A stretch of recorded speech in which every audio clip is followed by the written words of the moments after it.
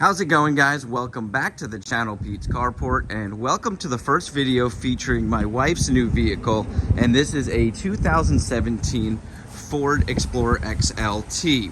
So if you guys didn't know this, she owned a BMW. It was a 2010 BMW 550i GT. She absolutely loved the car. The car had tons of power, but it was lacking a bunch of things that we really needed. We have 3 big dogs. We also have 3 children. And so the space was kind of very, very limited. She could never take the dogs and the children. And if she took a dog, they were jumping all around in the back seat because there was really, even though it had a back hatch, there was really no space for a dog to go into the back. And so we've always been on the hunt for something newer. And as you guys know, I did a video where we picked up a 2000 Ford Expedition. And you guys love that video. I mean, that was one of my biggest videos I've done on any vehicle. And I asked if you think it's worth buying a high mileage older Ford Expedition, and almost every one of you guys commented that it's definitely worth it. A lot of people told me stories of their vehicles, so I figured I would do a video on this since we decided to go with a Ford Explorer. It wasn't our first choice, and so we had looked at a lot of the higher end SUVs, and with the current market right now, they were just so overpriced, and in order to get a warranty on a used one, it was just way out of range. This one just fit perfectly into our budget. It met all the needs that we had, and I'm gonna be honest, my wife did not want a turbo, mainly due to the fact that we always feared on that BMW, being it was twin turbo, that something would go wrong with the turbos, and that is a very expensive fix, no matter if you do it yourself or if you take it to a place. It's just like way overpriced. So we found this, and it is the XLT, so it came with the 3.5 liter V6 non-EcoBoost. So this does get decent gas mileage. You get 17 city, 24 highway, and 290 horsepower is not that bad. It does have some nice pickup, and we'll take it for a short drive in a little bit. You can tow with this. I think it's 5,000 max towing. This does not have the towing package with it, but you can get that option. And it really just caught our eye. We liked the way it looked. We liked the interior. It wasn't really super high-end in the interior, but it was nice enough because it does have leather, and we will step inside. And she really liked just the overall look of it, because in all honesty, they upgraded this, and I love it. I think it looks kind of like a Range Rover almost, and it has a nice look to it. There were a few years I just didn't like the Ford Explorer at all, and now they have the, the option for the 7-passenger in this one, and that really made sense to us. And so what I want to do is let's go ahead and look at a lot of the features on this. I do actually have the original sticker for it right here, so I do have all the features that this one came with specifically. And there were a lot of upgrades, so it was a nice little package that they had in there. A lot of the entertainment stuff here with the backup camera, the sync, and all that type of stuff, so that was really nice. So it does have the feature where you can slide your foot up underneath there and your latch will come up, so that is really nice as well.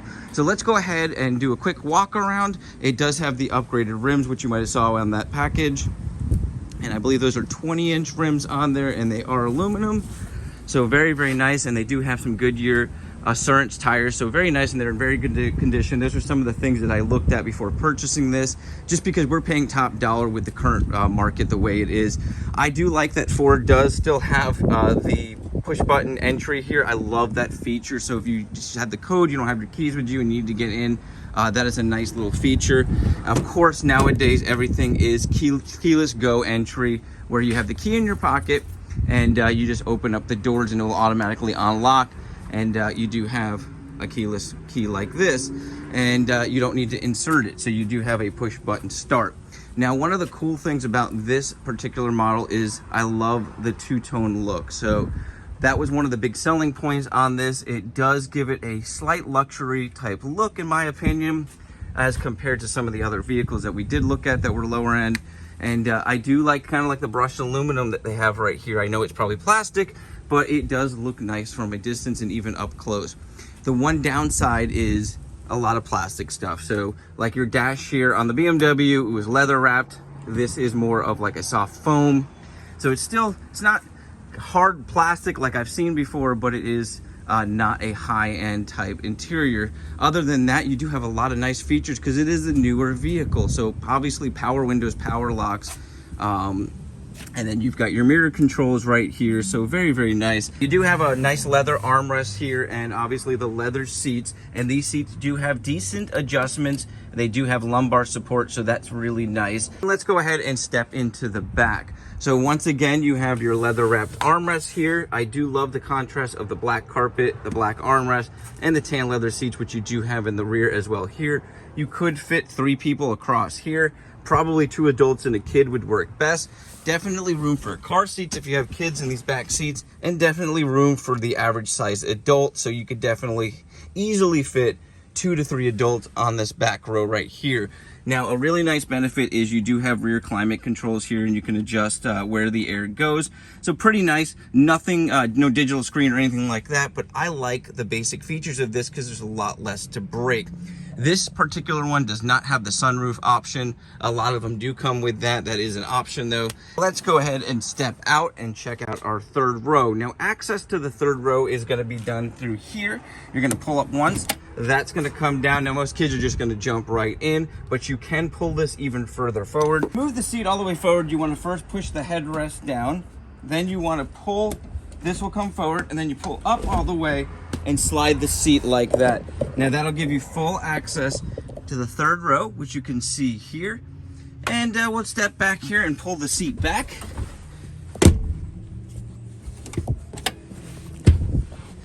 Back up, headrest back up. And you can see very, very limited room here. Definitely an area where children would be comfortable. You've got your headrest that kind of fold down, and we'll show you from the back how these can all fold down flat too, so you can have a flat surface back here, but very minimal room. You know, you got your AC vents up top, you got a light up here, and you've got some cubbies, so nothing special back here. And to get out, all you do is pull this little handle here, pull it up again. This will go all the way up like that, and you can easily get out. Now, if we come back to the back area here, like I said, you can have your hands-free lift gate. So to use the hands-free lift gate, what you have to do is have your key fob in your pocket. You step forward, you swipe your foot up underneath, and you take a step back and it'll open up. Now this is going to give you access to this back area. You have limited storage here, but you do have storage. But the nice thing is these do fold flat. You also have a push button for closing here for the electric door latch. But in order to do this, there's little instructions here. So number 1, you pull on this right here. That's going to fold down your headrest. Number 2, we're going to pull the red string and push forward, folding down the entire seat. Now we want this whole thing to go flat, so we're going to pull on the long string and on the black at the same time, and that's going to allow the whole thing to fold down flat. Now we'll do that with the other side here, and I'll show you. You have a nice flat area and a lot of room if you have dogs. Okay, so you can see both the second row and third row are folded down, giving you a ton of space if you need to haul something big, or if you just want to have extra room for your animals. So let's go ahead and jump on in and start this up and look at some of the features. So first we notice we've got a nice leather wrapped steering wheel here, and you've got control buttons here, control buttons here. Those are going to do the screens once we turn it on. You've got your cruise control over here, and you've got your hands-free controls over here. Your start button is going to be down here. So let's go ahead and get it started up. Go ahead and shut the door.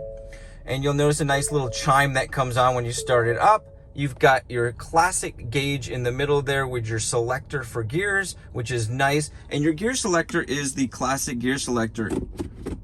I do like that Ford stuck with the classic shifter here. They're reliable, durable, and very easy to use. Now let's go ahead and take a look at our screen off to the left here. It's set up with an RPM gauge in a digital format, and you got your fuel gauge over here as well as your odometer down here.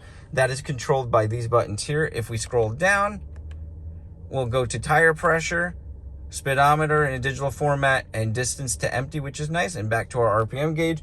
Over on this side, we have entertainment, navigation, or phone. I'm not going to go through those, but you do also have access to that stuff right on the screen here. This is a very, very nice screen, very reactive. I do like it. Haven't had a whole lot of usage with it yet, but I do like how easy the buttons are to use, the color format they use, and the screen quality is very nice, and it's very quick. so it doesn't freeze up on you. So very nice. Then you got your classic buttons here. I love how these are nice and sturdy. We're not going to turn the volume up on a radio, but you got here your tuner, your volume, your skip buttons here, eject for your CD player. Not a lot of people use this anymore. We probably never will. And then you've got the nice heavy duty sturdy climate control down here. So I like this, easy to use. It's very basic. The buttons make sense. I do like that they did that. Over here, obviously, you've got a nice large glove box here, double shelf. So a nice big glove box. Two nice big cup holders here, another little cubby here. We'll pull up the armrest, nice and big storage down here, storage for change. So now let's go ahead and put it in reverse so we can look at the backup camera, how that comes up. We do have sensors on here as well. And so it is a nice little feature. These are things you would not get in an older vehicle, but you could add them. They do have aftermarket versions of these, but I do like that feature. I can tell you the sensors work really, really well. I've already experienced that today. So let's go ahead now and take it for a ride and see how it drives. All right, so let's back it up a little bit more so you can hear the sensors and how those work. It'll come up on the screen here to kind of detect where you're at. Go ahead and put it in drive, and let's go ahead and take it for a little ride. Now, I've been driving around for a little bit. It's nice and quiet in the cabin. You know, all the newer cars have a lot more insulation than the older vehicles. The ride quality is nice. Like I said, 290 horsepower. I'll give it a little gas. And you can see there, it takes off, so you're not going to have any issue pulling out in traffic. Visibility is great all the way around. No major blind spots that I saw, but it does have your blind spot detection on the mirror there. If somebody's coming up and getting in your lane, you don't see them, it will warn you. So that about sums it up, guys. Let's head back and I'll kind of fill you in on a couple more things and we'll wrap up this video.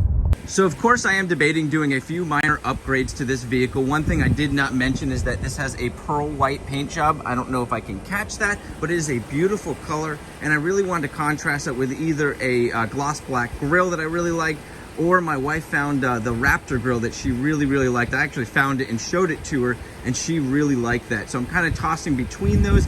And then of course doing research, I found a vehicle that had done a gloss black wrap across the top here. I'll put that on the screen now. And I love the way that that looked. Don't know if I'm gonna do that yet, but of course those might be future videos that we do on this vehicle.